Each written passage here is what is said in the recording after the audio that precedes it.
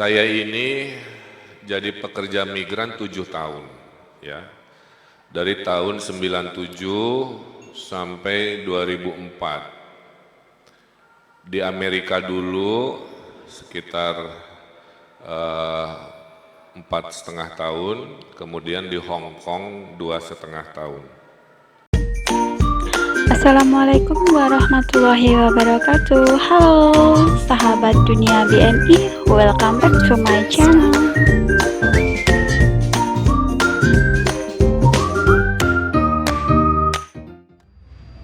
Terima kasih. Assalamualaikum warahmatullahi wabarakatuh. Sampurasun. Salam sejahtera untuk kita semua. Om Swastiastu, Namo Buddhaya, salam kebajikan. Pak Beni, saya izin buka masker. Kalau Pak Beni kan tadi menyampaikan kalau lelaki pakai masker kegantengannya meningkat 3 kali lipat. Saya merasa kegantengan saya tidak perlu ditingkatkan. Jadi izin membuka masker biar leluasa. Yang saya hormati tentunya Pak Beni Ramdhani, kebanggaan kami dari Badan Perlindungan Pekerja Migran Indonesia, beserta PLT Sestama, Pak Irjen Pol Ahmad Kartiko, Wilujeng Sumping, para direktur yang berkenan hadir, dan Karo Perencanaan, Hukum, Humas, dan Kepala UPT, dan seluruh yang hadir. Hadir juga tentunya saya dibersamai Kepala Dinas Tenaga Kerja, Pak Taufik, yang tiap hari memang sangat sibuk sampai kurus begini, Pak. Menghadapi demo-demo di depan gedung sate, ini salah satu rutinitas yang di alam demokrasi yang terus kita carikan solusinya. Ya. Juga Ibu Wali Kota Banjar, Pak DUU yang Sukaisi yang berkenan hadir, juga semua yang hadir di gedung sate maupun yang hadir secara virtual. Saya lihat tadi dari mana-mana, ada yang siap berangkat dari Depok, ada yang di Taipei, ada yang di lain sebagainya.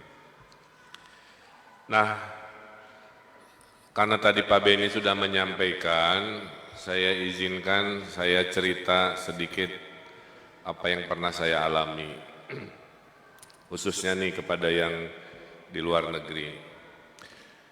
Saya ini jadi pekerja migran 7 tahun, ya. Dari tahun 97 sampai 2004. Di Amerika dulu sekitar 4,5 tahun, kemudian di Hong Kong 2,5 tahun. Coba tampilkan foto saya pada saat masih pekerja migran.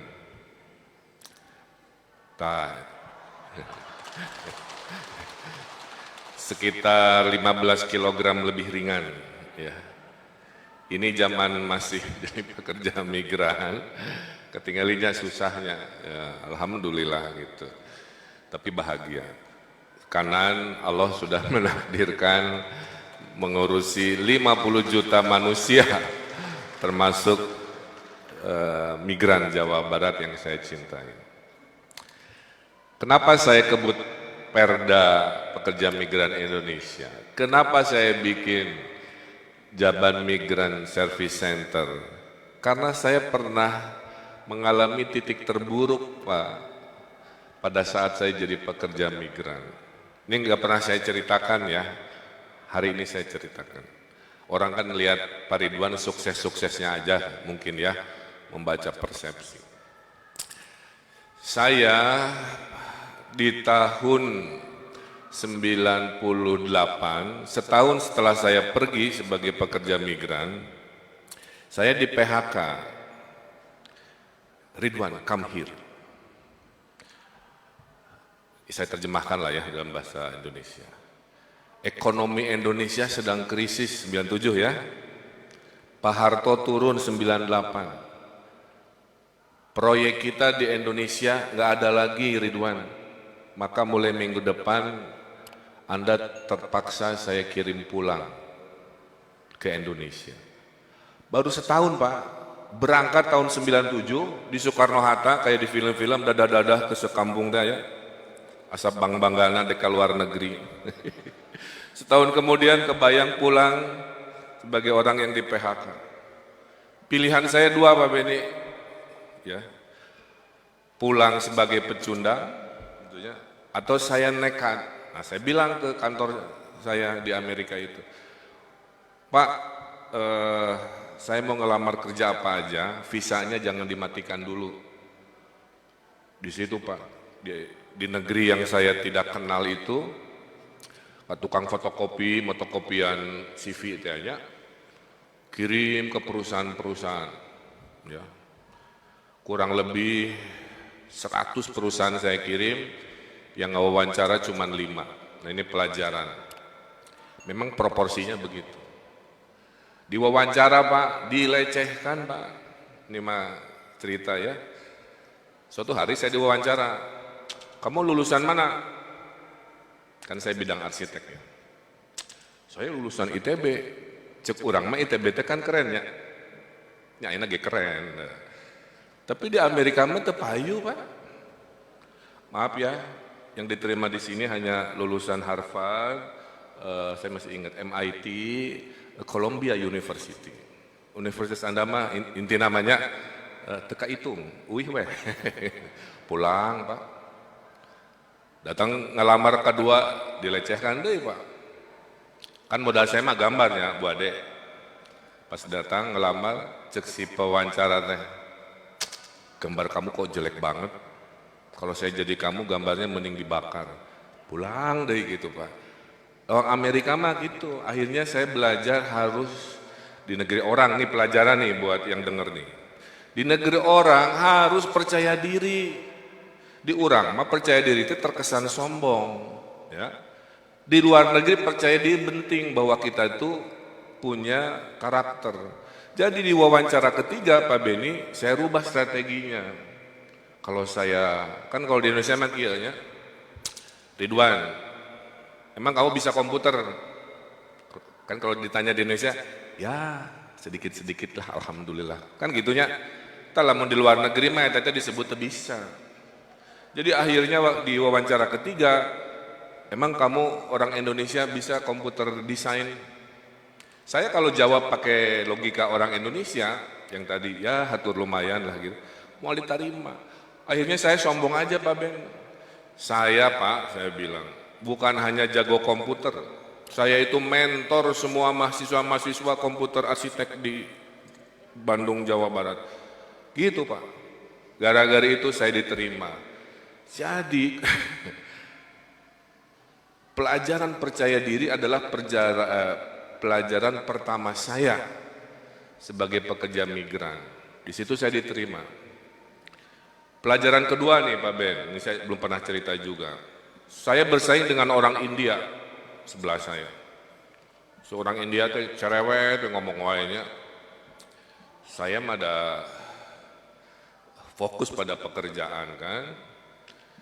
Dulu ada teknik, orang India kalau bikin sebuah kode menggambar, dia ngeklik icon inilah istilahnya. Nah, kalau saya pakai sebuah cara sendiri, jadi kerja saya 2 kali lebih cepat.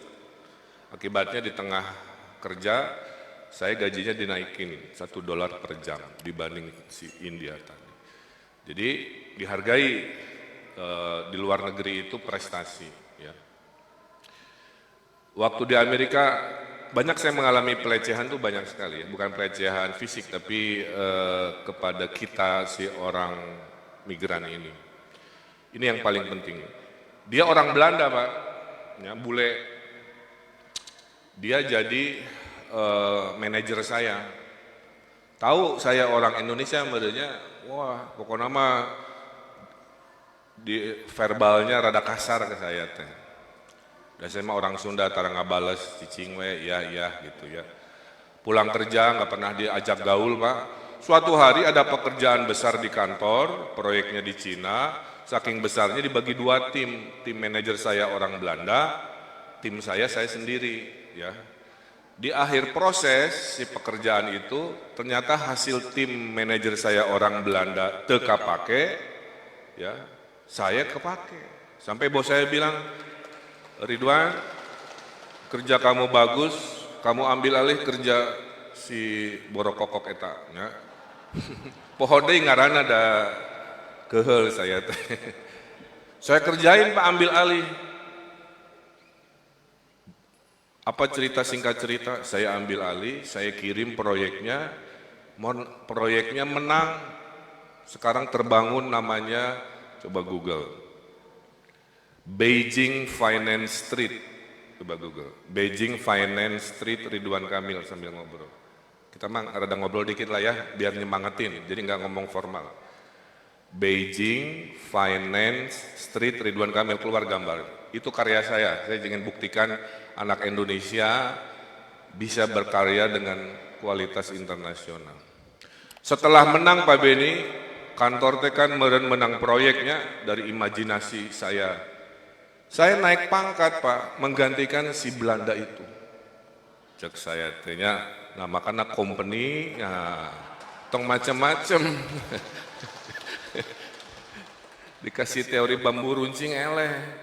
Di situ Pak, di momen itu saya punya anak buah bule, irahadei kan nitah bulenya, bikinin kopi. Wah gitu, kerlembur pencetan sedikit.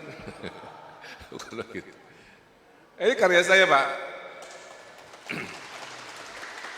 Banyak di luar negeri yang sebenarnya nggak pernah saya sharing, ada 50, tapi itu mah udahlah ya, profesional saya gitu. Ini garis tangan saya, urat-urat di kertas jadi iya, si gambar iya. Jadi kalau saya reuni ya saya ke sini. Tuh ceritanya. Jadi apa kesimpulannya? Percaya diri ya, nih buat yang pergi-pergi barusan ke Jepang. Pede, jangan terlalu murungkut gitu ya. Gitu. Kedua, harus keluar energi positif ya.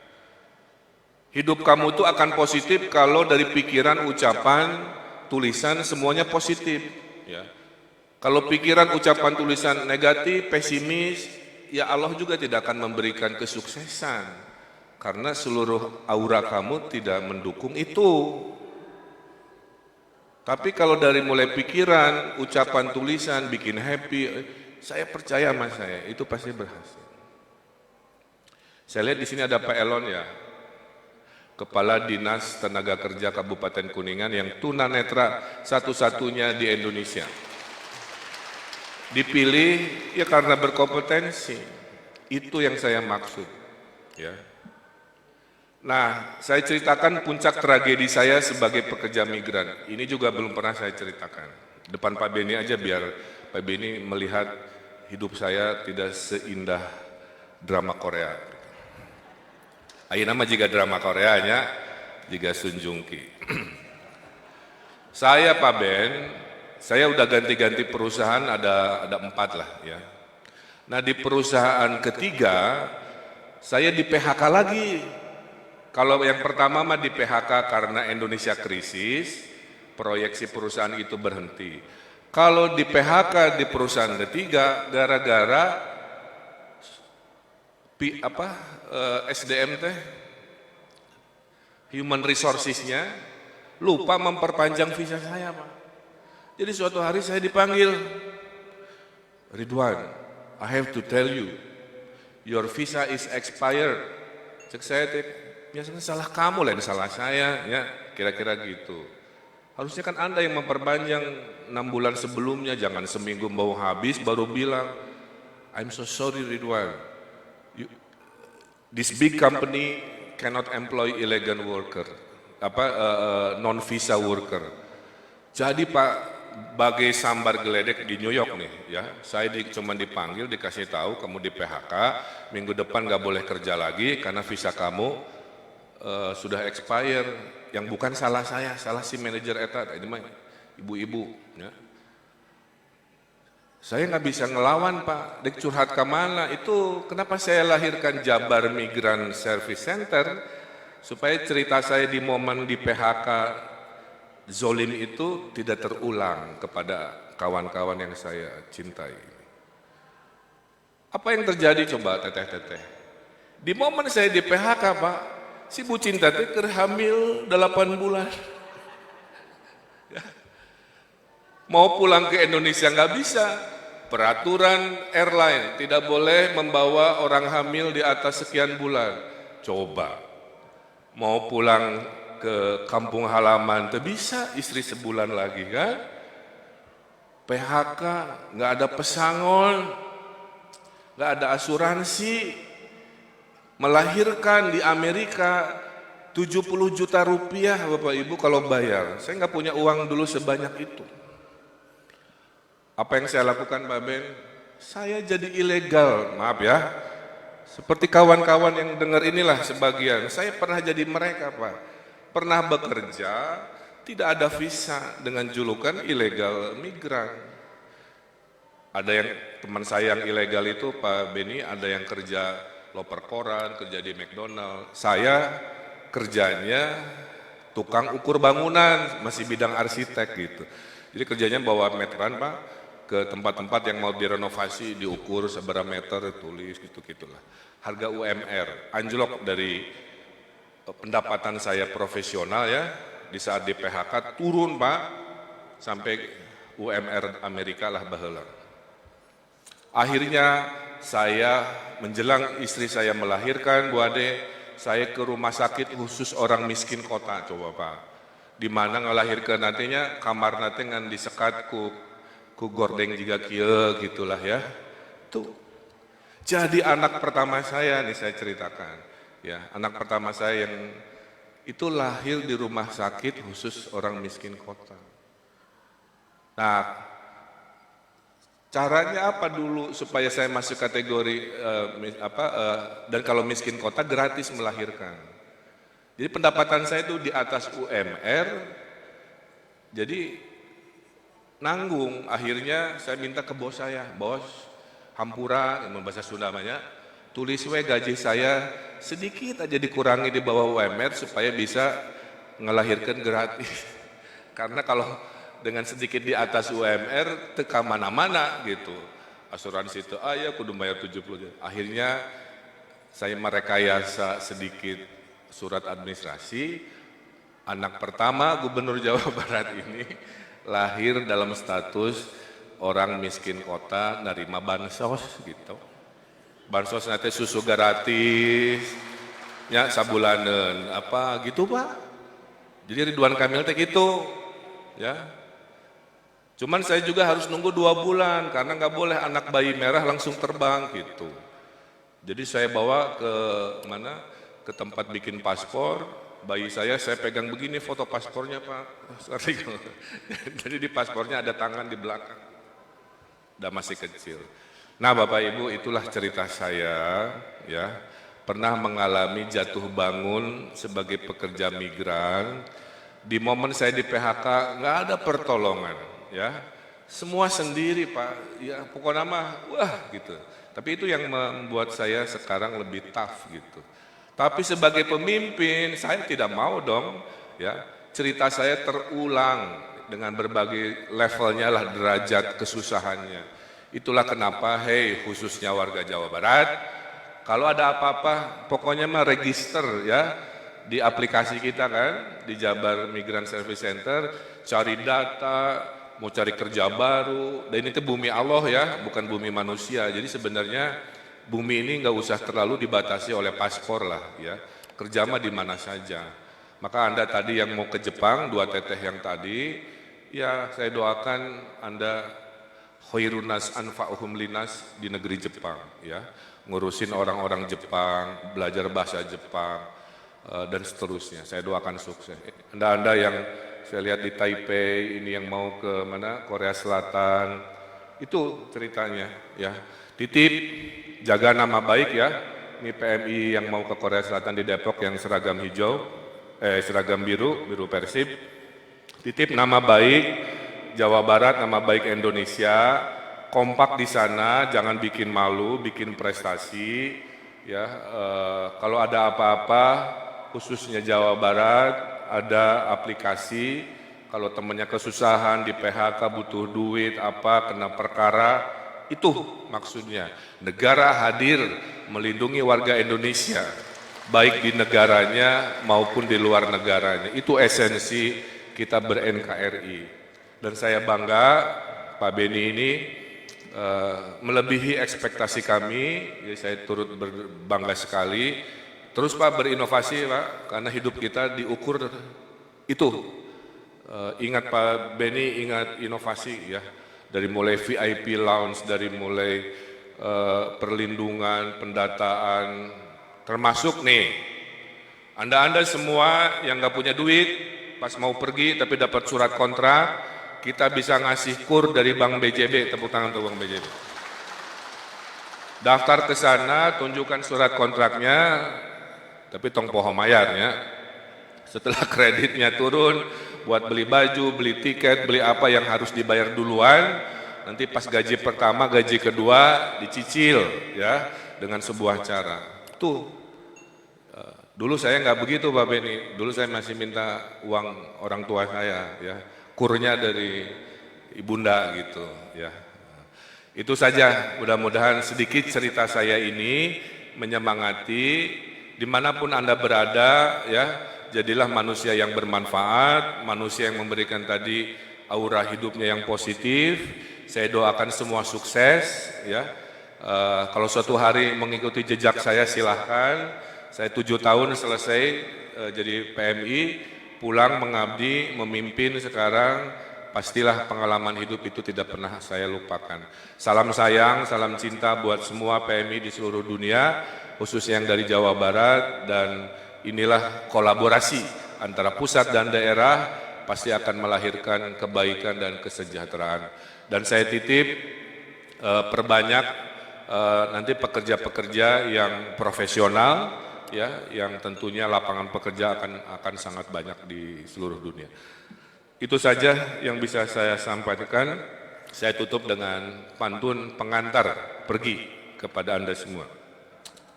Kalau dikalimatkan bilang cakep. Memanen padi di hari Jumat,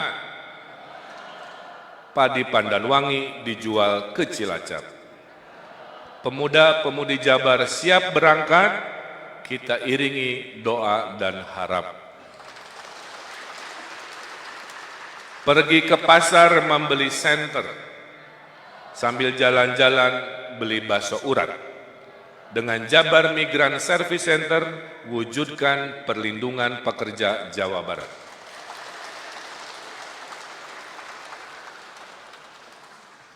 Pak Beni bukan mantan aura kasih, sekian dari kami, terima kasih.